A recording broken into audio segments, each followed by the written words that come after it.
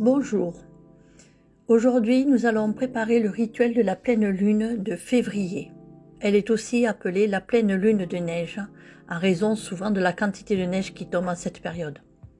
Au niveau astrologique, on dit que c'est la pleine lune du signe de la Vierge. Cette pleine lune permet de prendre du temps, du recul, de réfléchir aux projets à venir, d'analyser ce qu'on a déjà accompli et ce qui nous reste encore à faire dans les mois prochains.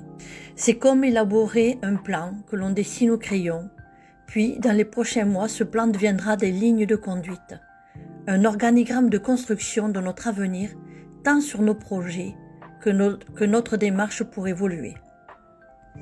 Ce temps de repos, il nous plonge dans la réflexion active qui met en avant la confiance en notre destin.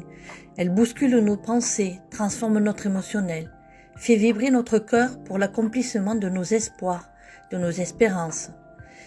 Il ouvre aussi de nouvelles perspectives. C'est le temps du changement intérieur qui s'opère en chacun de nous, un éveil profond qui s'annonce. Pour ce qui est des éléments composant le rituel, le chauffe-plat violet représentera l'énergie émotionnelle, la compassion, le cœur. Le chauffe-plat jaune représentera l'énergie lumineuse de nos pensées connectées à la pleine lune. Les glands sont considérés comme des fruits sacrés, des fruits de force, de puissance, car ils proviennent des chênes, qui est un arbre très sacré chez les Celtes. Chez les Grecs et les Romains, le gland avait la symbolique de prospérité et de bonne fortune. Au Moyen Âge, les catholiques ont associé le symbole du gland à la protection de la Vierge Marie. On peut aussi considérer le gland comme un porte-bonheur. Il est celui de la graine intérieure qui demande à se développer. Et chose extraordinaire, c'est que d'un gland peut naître à l'origine une forêt de chênes.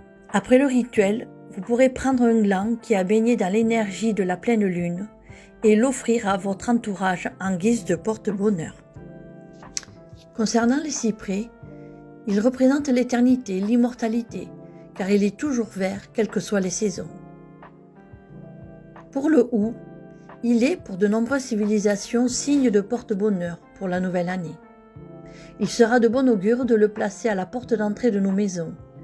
C'est un symbole de bienveillance, d'espoir et de nouvelle vie, de protection contre toute la négativité. Le hou est la puissance et la force. Les baies rouges incarnent l'aspect féminin, alors que les baies blanches du gui représentent l'aspect masculin. Pour le déroulement du rituel, vous ferez 5 respirations. Vous allumerez le chauffe-plat violet et vous pourrez dire que cette étincelle soit l'ouverture de mon cœur. Faire une respiration. Allumez le chauffe-plat jaune et dire que cette lumière conduise mes pensées à la lune. Faites une respiration.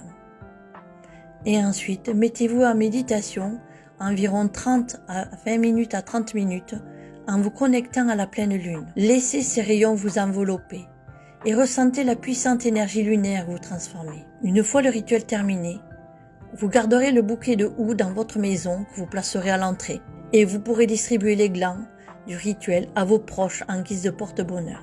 Si vous avez aimé cette vidéo, mettez un like et partagez-la à vos amis. Rendez-vous pour la prochaine pleine lune du mois de mars.